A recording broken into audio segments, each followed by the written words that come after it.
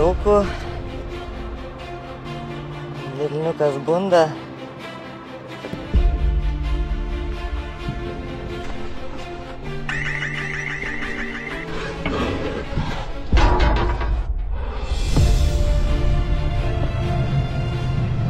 Sveikuoliai jaunuoliai, čia Šnioka ir turiu džiugių naujienų. Šiandien pristatau jums naują rubriką, tai komentuosiu beiso šuolius atliktus Lietuvoje nelegaliai. Tai visokie šuoliai nuo visokiausių Lietuvoje esančių objektų, kurių dar tikrai nematėte, ir aš juos traukiu iš visokiausių savo archyvų, interneto platybių ir parodysiu jums, pakomentuodamas ir papasakodamas, kas ten vyksta. Taipogi, norėčiau jūsų paprašyti, jeigu turit kažkokių video, kur Lietuvoje nušoka kažkas nelegaliai nuo kažkokio pastato, objekto ar kažko, siųskite man, aš juos montuosiu, karpysiu ir padarysiu štai tokį video. Šitas video, kurį jums parodysiu, yra rastas interneto platybėse. Jau senokai turiu jį savo archyvuose, galbūt kokie 6 metai, o kai jį radau, jam jau buvo 2 metai. Tai tas šuolis turėtų būti apie 8 metų senumo, tai yra senaties terminas 8 metų turėtų būti praėjęs ir dėl to drąsiai jį jums rodau, nerizikuodamas šito šuolininko saugumu ir nerizikuodamas, kad jis pakliūs į kokią nors bėdą. Iš karto noriu atsiprašyti už video kokybę.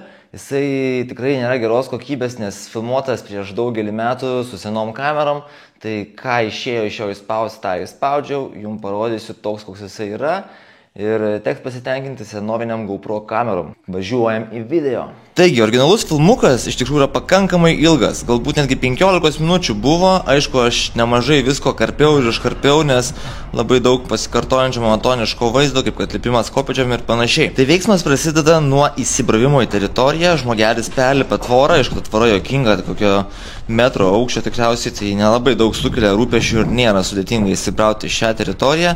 Na ir kaip matote, pagrindinis objektas, link kurio einama, tai yra Gariūnų kaminas. Šis kaminas priklauso Vilniaus 3 termofikaciniai elektriniai. Kiek išsigūglinau, tai šis kaminas yra 250 metrų aukščio ir buvo pastatytas 83 metais. O nuo 2016 metų elektrinė yra neeksploatuojama ir nebeveikia. Šiek tiek pagreitinu visą filmuką, nes čia ganėtinai monotoniškai žmogus eina ir kaip matot, teritorijoje daug pasipriešinimo kažkokio nesulaukia, nieko vietoje nėra. O už kampo pasimato kopėčios, kuriomis mūsų herojus ir lips. Kaip matom, kopėčios yra nupjautos ir narvas kopėčių yra uždarytas. Teks kažkaip stebuklingai į vidų įlysti, o aš matau po kairę kameras ir netikėtai įsijungia signalizacija. Nežinau, ko vyrukas tikėjosi ir kaip pasiruošė šitam reikalui, bet panašu, kad patiria nemažai streso, nes nežino, kaip į tą narvą įlysti, labai siauros angos ir panašu, kad jisai netelpa. Įtariu, kad signalizacija yra su judesio davikliu, tai išsijungia, kai vis pasimasikuoja jisai prieš tą daviklį. Čia matom dar vieną bandymą įlysti, bet kažkas nesigauna, jisai vis netelpa.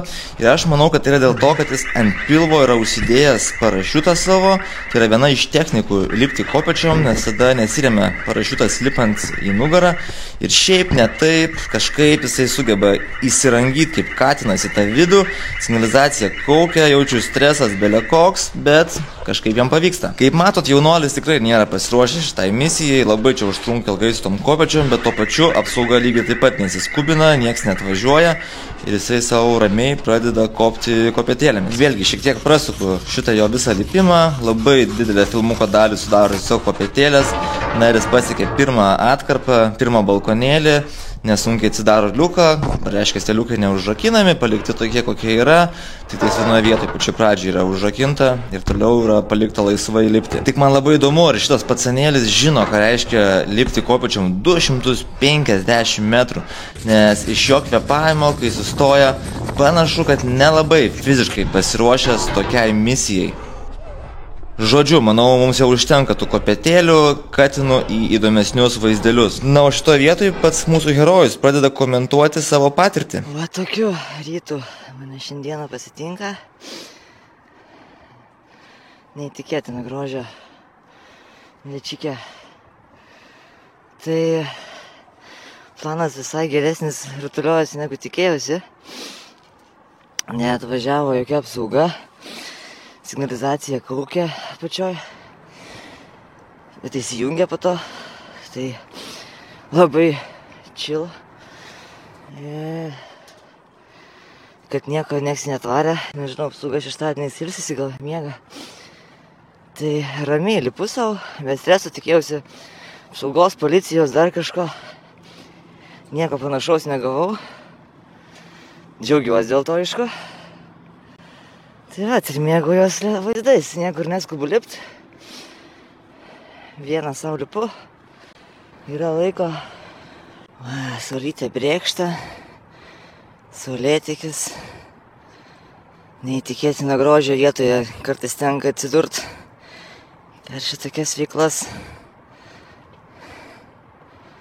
Nu kaip gali būti kažkas gražiau, negu saulė pasitikti tokioje vietoje. Ai, nu ką, užlipau patį viršų. Esu jau štai čia viršui patį nelipsiu, bet nuo šitos apbrailos šoksiu. Deja, šoksiu ne į šitą gražiąją pusę, o į priešingą. Nes vėjas toksai dėkingesnis vieną pusę šokti. Tai nėra čia jauku vaikščiot. Bet tokiais va. Nėra jauku. Rytoj bus nejaukiau, kai reikės nušokti. Tai va, šoksiu va šičia, pasilaikydamas su šitų va laiptukų, kopėtėlių, kad stabiliau būtų. Ir planas, matot, vėjas eina palei dūmus į tą pusę, tai čia šoksiu iš to krašto ir leisiuos va šitą aikštelę, taip skrisiu ir pakšt, va taip nusileisiu prieš vėją. Bus man patogiausia ir greičiausias pabėgimas, nes tenais mašina yra, bet kažkaip čia viskas geriau negu tikėjausi, nieks čia manęs nesivėja, policijos nėra, apsaugos nėra. Matyt, poilsiauja vyrukai, nėra čia laiko dirbti. Tai va, viskas geriau negu planuota. Saulytė pasitiko nuostabiu grožiu. Televizijos bokštas taipogi, kokie gražiai. Vilniukas bunda. Kažkas gal šokiuose šoka. Kažkas keliasi į mankšteles. O kas šoks šokį nuo kaminėlio. Važiuojam. Panašu, jog mūsų nusikaltėlis savo reportažą baigė ir daugiau nieko nebepasako šitame video. Na, o dabar tiesiog rengiasi parašiutą, dedasi visą sistemą, kaip ir priklauso, užsisega krūtinės diržą, užsiveržia kojų diržus ir yra pasiruošęs savo šuoliukui. Tikrai matosi, kad mūsų herojus labai jaudinasi ir patiria daug streso, bet tuo suprasim kodėl. Nes užsilipęs ant krašto planuoja padaryti tikrai įmantrų triuką. Šiaip labai protingai pasirinko tašką, nuo kurio šokti, nes tiek vėjo kryptis labai palanki, tiek šita konstrukcija šitos kopėčios jam padeda balansuoti, nes kitu atveju ant to turėklo ir stovėti būtų tikra misija. Mūsų herojus atlikinės dvigubą atbulinį salto, arba dar kitaip vadinamą geinerį. Triukas yra labai techniškas, nes reikia gerai paskaičiuoti tiek atsispyrimo kampą, tiek laiką, kiek suktis tame salto iki skleidžiant parašiutą. Pirmoji triuko dalis yra atliekama nepriekaištingai, atsispirima labai gerai, bet antroje pusėje šiek tiek užmeta mūsų herojų į šoną, dėl to jis šiek tiek išsikreivoja, skleisdamas parašiutą, bet parašiutas įsiskleidžia tobulai tiesiai. Panašu, kad slydimosi aukštį bachuriukas pasiskaičiavo taip pat labai neblogai. Vau, kaip gerai. Aukštis tobulas, pizda. Kaip matom, mūsų nusikaltėlis šiuo metu kaip tik skrenda virš tvoros, prie kurią lipo, taip įskrisdamas iš teritorijos ir nusitaiko į didžiulę mašinų stovėjimo aikštelę, iš kurios tikriausiai kažkur netoliese pasiparkavęs mašiną ir pabėgs. Tai turiu pasakyti, kad mane kaip parašiutininkas šitas bičiukas labai sužavėjo, norėčiau ir aš turėtų tokius kiaušus įvykdyti tokiai misijai. Tai štai toks vat įdomesnis šuoliukas atliktas Lietuvoje, šalia mūsų, netoliese kiekvieno mūsų namų, galbūt kasdieną toksai kažkoks įdomesnis įvykis vyksta, tik mes nepastebim, tad linkiu pakelt akis ir žiūrėti dangų, ieškant parašiutininkų. Ir norim padėkoti, kad žiūrėjote šitą video. Jeigu dar to nepadarėt, prašau pasubscribinkit mano kanalą, man tai padeda augti, taipogi palaikinkit šitą video ir parašykit komentarą, į kurį tikrai pažadu atsakyti. Ir susimatom kitame video. Čiau, pakau!